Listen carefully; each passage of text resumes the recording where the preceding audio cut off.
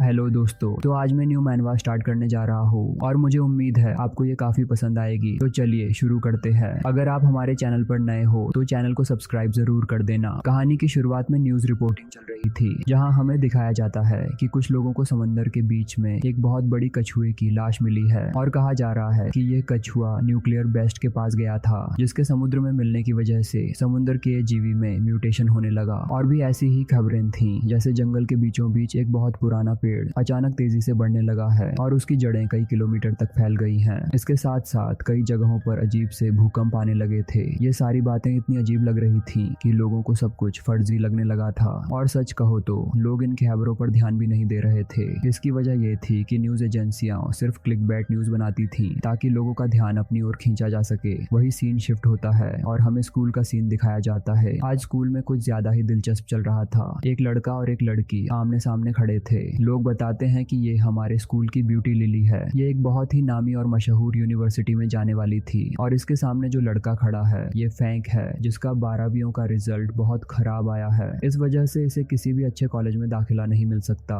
फैंक और लिली को देखने से लग रहा था कि इन दोनों का भविष्य बहुत अलग होने वाला था। आज इन दोनों के बीच कुछ तो होने वाला है। हमारा हीरो फैंक लिली को बिल्कुल शांत खड़ा होकर देख रहा था, जबकि सामने खड़ी लिली कहती है, देखो फैंक, लगता है हमारा रिश्ता यहीं खत्म करना होगा, क्योंकि अब यह किसी भी हाल में रियलिस्टिक नहीं रहा है। स्कूल में प्यार होना आम बात है, पर एक दिन जरूर आता है जब दोनों में से एक को समझ आ जाता है कि वे एक दूसरे के लिए नहीं बने हैं। अभी मेरे और तुम्हारे बीच बहुत बड़ा अंतर आ चुका है, तो मुझे लगता है मैं ये रिश्ता और नहीं चला सकती, इसलिए हमें ब्रेकअप कर लेना चाहिए। लिली भी मन ही मन सोच रही थी कि फैंक, तुम चाहे जो कह लो, अब तुम मुझे किसी भी हाल में मना नहीं सकते। आसपास के सभी लोग भी मजे लेने लगे थे और सोच रहे थे कि बेचारा फैंक शायद अंदर से टूट गया होगा। फैंक इतना हैरान था कि वह कुछ भी नहीं कह पा रहा था। वैसे लिली स्कूल की सबसे सुंदर होने के साथ साथ सबसे होशियार भी थी। सबको लग रहा था कि आज फैंक उसके सामने गिड़गिड़ाएगा कि वह उसे छोड़कर ना जाए, लेकिन लिली किसी भी हाल में ये बात नहीं मानने वाली थी। तभी फैंक लिली से कहता है, ठीक है, मुझे कोई आपत्ति नहीं है, तुम्हें जाना है तो जाओ। ये जवाब सुनकर लिली बहुत हैरान हो जाती है और फैंक वहां से जाते हुए कहता है कि लिली, मुझे नहीं लगता है अब तुम्हें कुछ और कहना होगा, इसलिए मैं चलता हूँ। फैंक की बात सुनकर लिली बहुत ज्यादा हैरान थी, इसलिए वो उसे रोकने की कोशिश करती है। फैंक फिर से पलटकर उससे पूछता है, क्या तुम्हें कुछ और कहना है? लिली धीमी हुई आवाज में कहती है, क्या तुम्हें लगता है कि तुम अपना ईगो दिखाकर मेरे साथ कोई चाल चल सकते हो? देखो, कान खोलकर सुन लो, मैं तुम्हारे पास वापस कभी नहीं आऊंगी। फैंक बहुत ठंडी आंखों से उसे देखता है और फिर कहता है,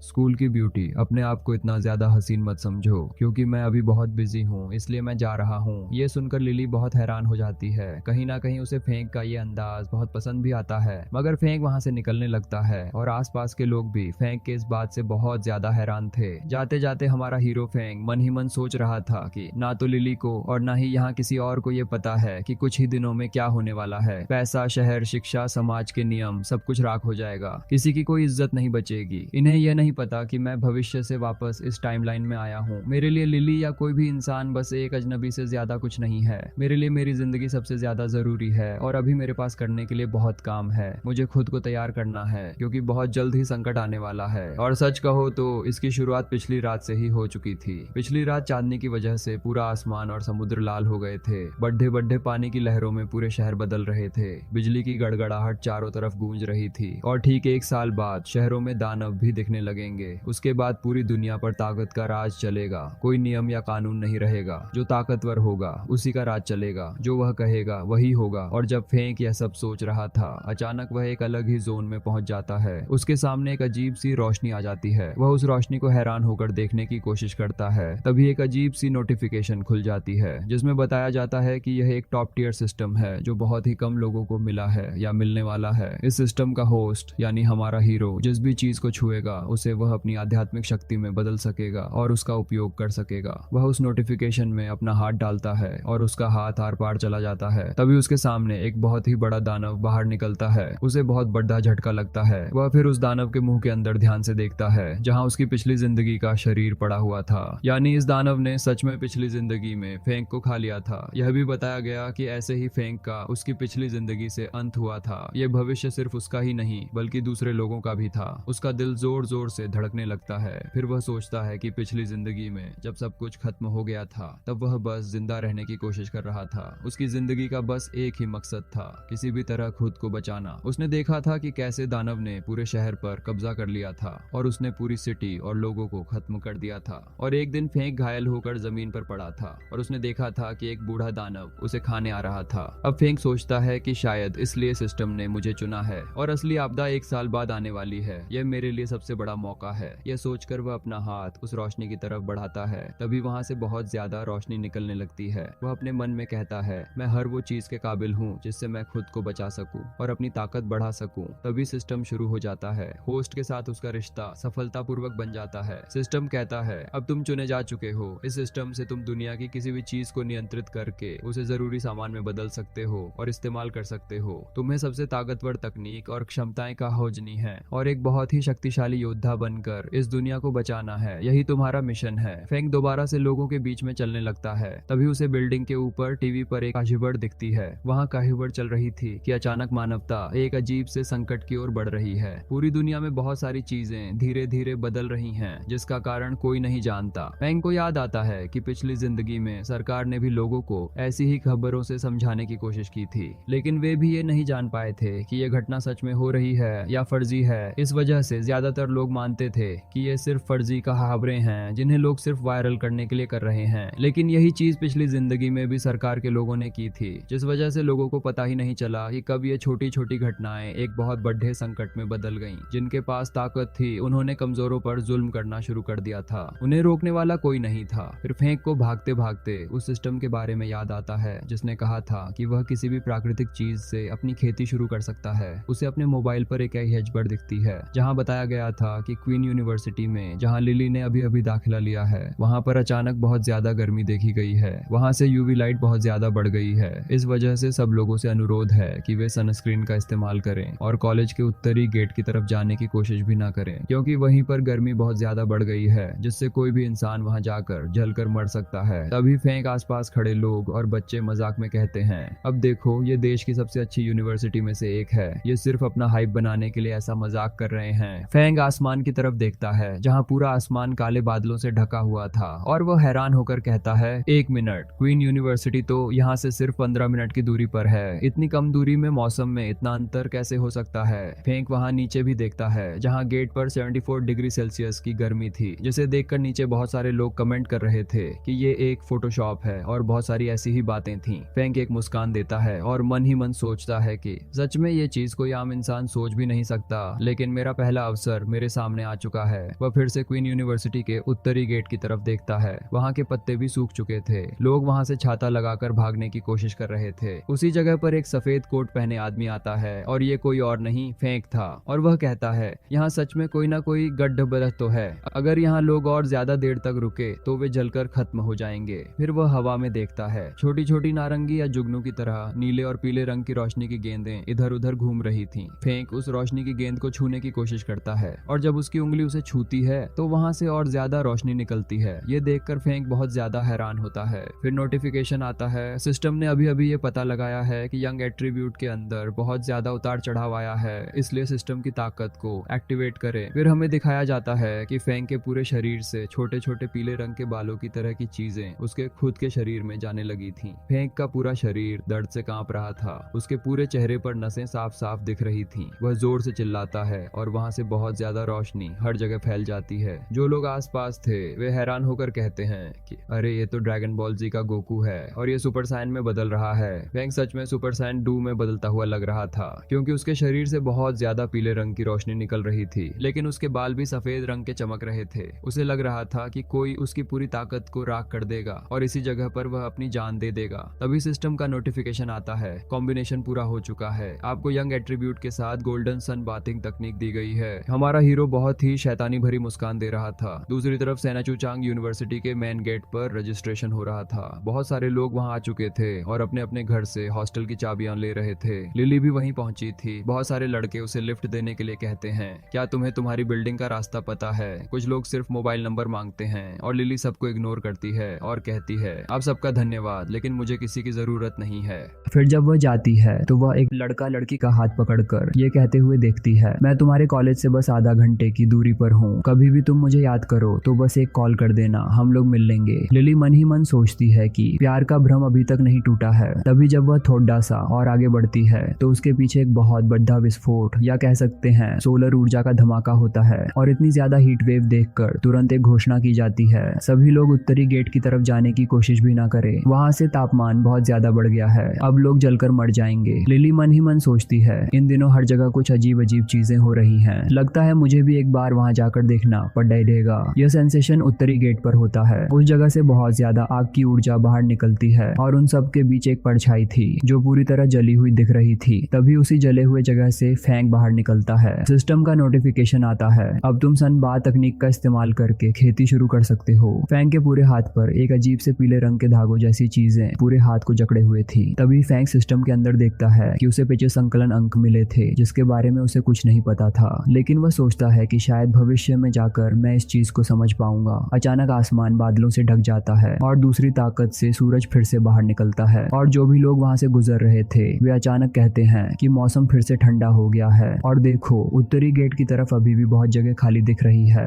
तभी सभी लोग इकट्ठे हो जाते हैं। उन सभी लोगों में से कोई आता है और बताता है कि यह असल में किंग चांग यूनिवर्सिटी के प्रेसिडेंट हैं जो बहुत सारे अंगरक्षकों को लेकर आ रहे थे। उनके साथ एक हुडी पहना हुआ लड़का भी था। खैर मुझे नहीं पता कि कॉलेज के अंदर किस प्रेसिडेंट को इतने सारे अंगरक्षकों की जरूरत पड़ती है। प्रेसिडेंट आगे बढ़ते हैं और हुडी में वह लड़का कहता है जल्द ही इस उत्तरी गेट को पूरी तरह से सील कर देना चाहिए। प्रेसिडेंट हाँ में जवाब देते हैं और फैंग दूसरी तरफ अभी भी जलते हुए बीच में खड़ा था। वह सिस्टम की तरफ देखता है जहां बताया गया था कि उसने एक असामान्य प्रदूषित क्षेत्र को साफ कर दिया है जिसे जिया राष्ट्र ने चिन्हित किया था। फैंग के चेहरे पर हैरानी आ जाती है और वह मन ही मन सोचता है क्या मेरी तरह और भी लोग मौजूद हैं इस जगह पर जिन्हें यह अजीब ताकत मिली है। तभी अचानक उसे साइड से बहुत तेज आवाज सुनाई देती है। कोई कहता है सब लोग अलर्ट हो जाओ, प्रेसिडेंट उत्तरी गेट पर आ रहे हैं। बहुत सारे लोग धीरे धीरे उत्तरी गेट के अंदर जा रहे थे। तभी हीरो सोचता है मुझे लगता है मैंने यहाँ बहुत ज्यादा हलचल कर दी है जिस वजह से बहुत सारे लोगों का ध्यान इस जगह पर आ गया है, मुझे यहाँ से अभी निकलना होगा। तभी जोन के अंदर से हुडी पहने हुए इंसान की परछाई दिखती है। फैंग तेजी से वहां से भाग जाता है और वह इंसान उस जोन में पहुंचता है। वह हाथ हटाकर उस जगह को ध्यान से देखता है और कहता है क्या यहाँ किसी इंसान ने ये सब फैलाया है या किसी दूसरे को ये ताकत मिल गई। उन सभी लोगों के बीच चिंग भी ये सब सुनती है और वह साइड से फैंग की तरफ देखती है। चिंग मन ही मन भागते हुए सोचती है कि ये परछाई तो फैंग जैसी दिखती है। फिर वह एक अजीब सी मुस्कान देती है, क्या मजाक है। चिंग सोचती है कि उसकी इतनी खराब ग्रेड्स हैं, वह कभी भी यूनिवर्सिटी तक नहीं पहुंच सकता।